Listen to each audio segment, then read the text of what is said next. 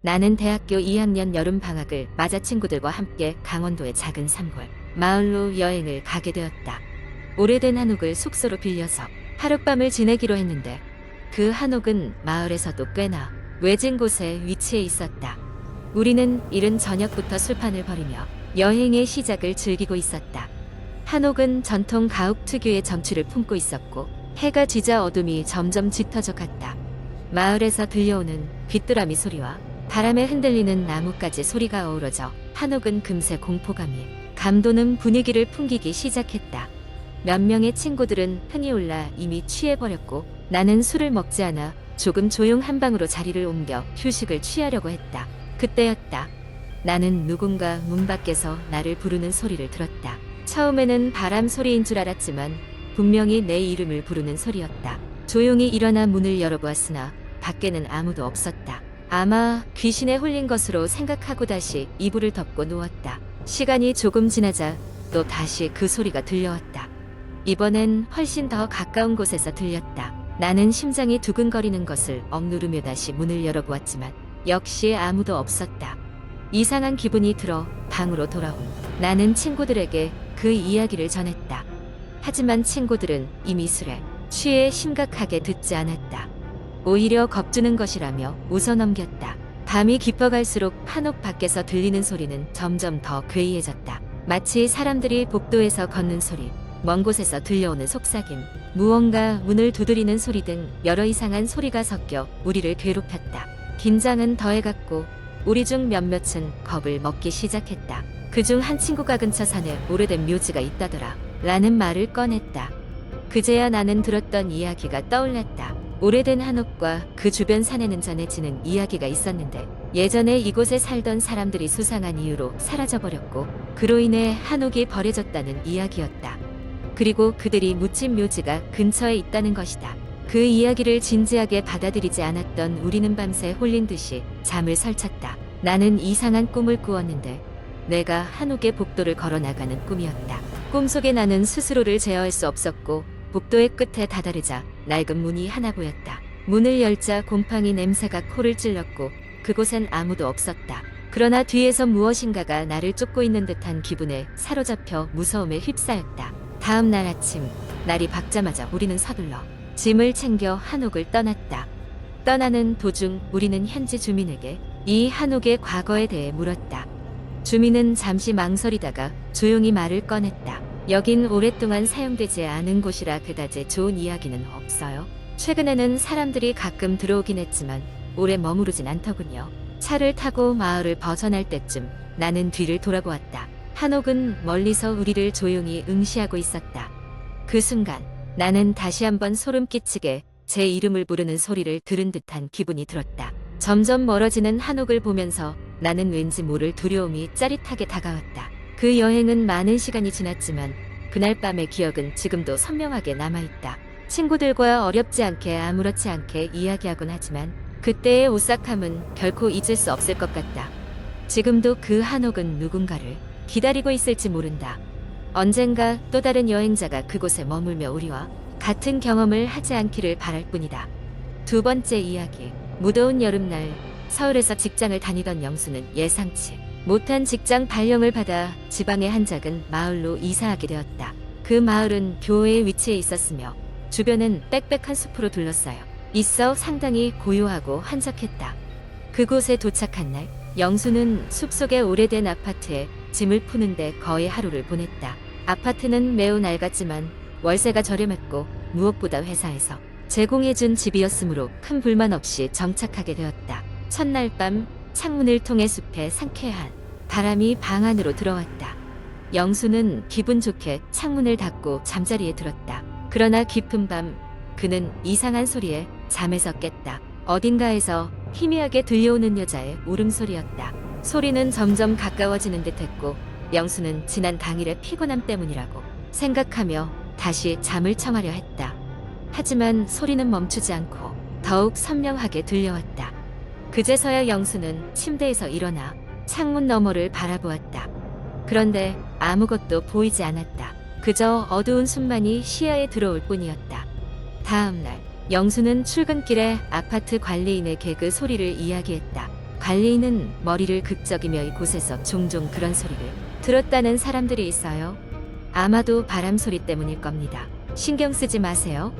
라고 대수롭지 않게 말했다. 그러나 그날 밤에도 어김없이 울음소리는 반복되었다. 영수는 더욱 자세히 소리를 듣기 위해 침대에서 일어나 귀를 기울였다. 울음소리는 이번에는 더 가까이에서 들려오는 듯했다. 마치 바로 아파트 복도 끝에서 나는 듯한 기분이 들었다. 겁에 질린 영수는 더 이상 홀로 있을 수 없어 옆집에 사는 청년 민호를 찾아갔다.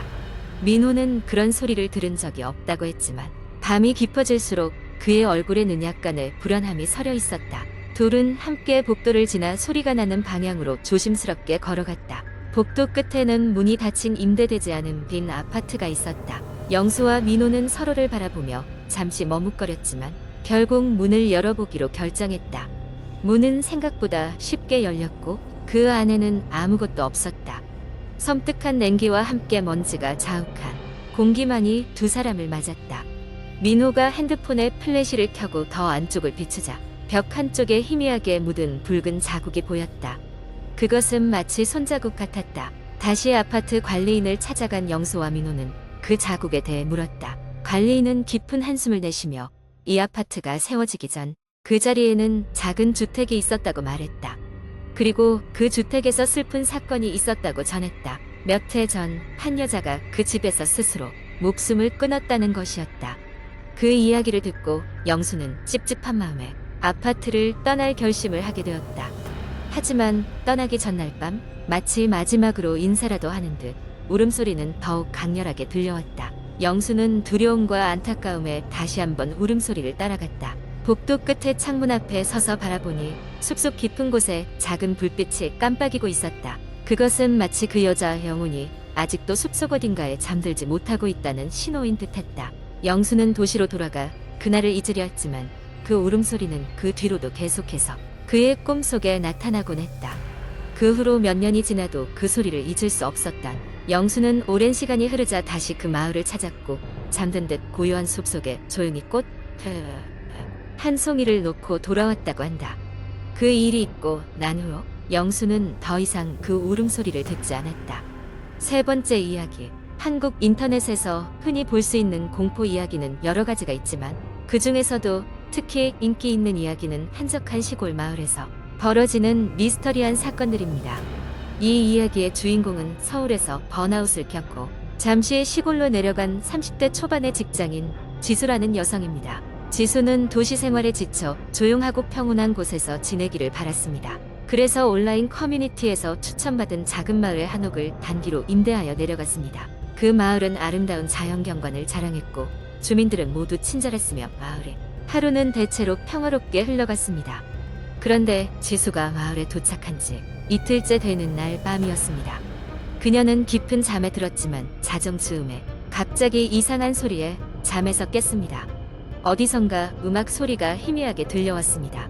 그것은 마치 오래된 박스에서 튀어나온 것 같은 낡은 축음기 소리였습니다. 지수는 처음에는 꿈결이려니 생각하고 다시 잠이 들었습니다. 하지만 다음 날 밤 또다시 같은 시간대에 동일한 음악 소리가 들려왔습니다. 지수는 이번에는 음악 소리가 더 선명하다는 것을 느꼈습니다. 음악이 들리는 방향은 마당 끝끝에 쪽이었습니다. 호기심에 잠을 이룰 수 없던 지수는 조심스럽게 창문을 열고 바깥을 살펴보았습니다. 그러나 움직이는 그림자 하나조차 없는 고요한 밤뿐이었습니다. 지수는 낮에 마을 사람들에게 이 이상한 일에 대해 물어보았습니다.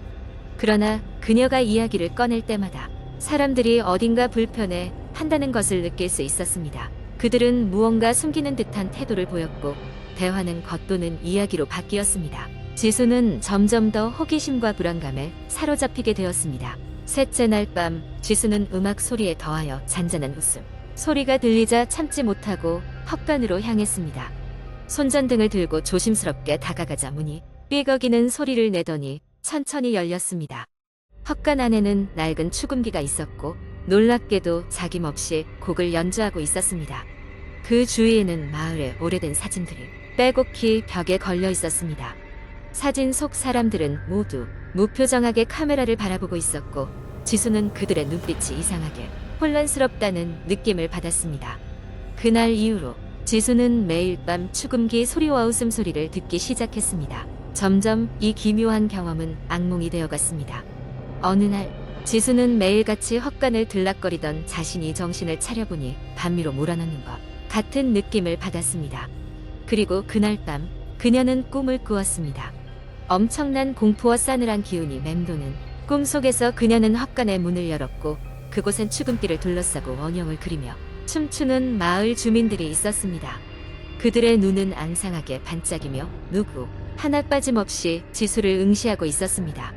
지수는 무서움에 소리를 지르며 깨어났고 가슴이 쿵쾅거리는 가운데 그녀는 더 이상 그곳에 머물 수 없다는 것을 깨달았습니다. 다음 날 아침 지수는 짐을 꾸려 서울로 돌아갔습니다. 마을 주민들은 그녀의 떠나는 모습을 묵묵히 지켜보았습니다. 몇 주 후 그녀는 우연히 인터넷 커뮤니티에서 자신이 머물렀던 그 마을에 대한 이야기를 접하게 되었습니다. 그것은 오래된 도시 전설로 마을 길목에는 십수년 전 그곳에서 발생한 집단 실종 사건의 이야기가 이어지고 있었습니다. 그리고 실종자들의 영혼이 매년 같은 날 밤 그 축음기의 소리와 함께 나타난다는 것이었습니다. 지수는 그 이후로 시골을 내려갈 때마다 그 기억이 떠올라 한동안 고생하게 되었습니다. 그리하여 그녀는 결코 다시는 그 마을로 돌아가지 않기로 다짐했습니다.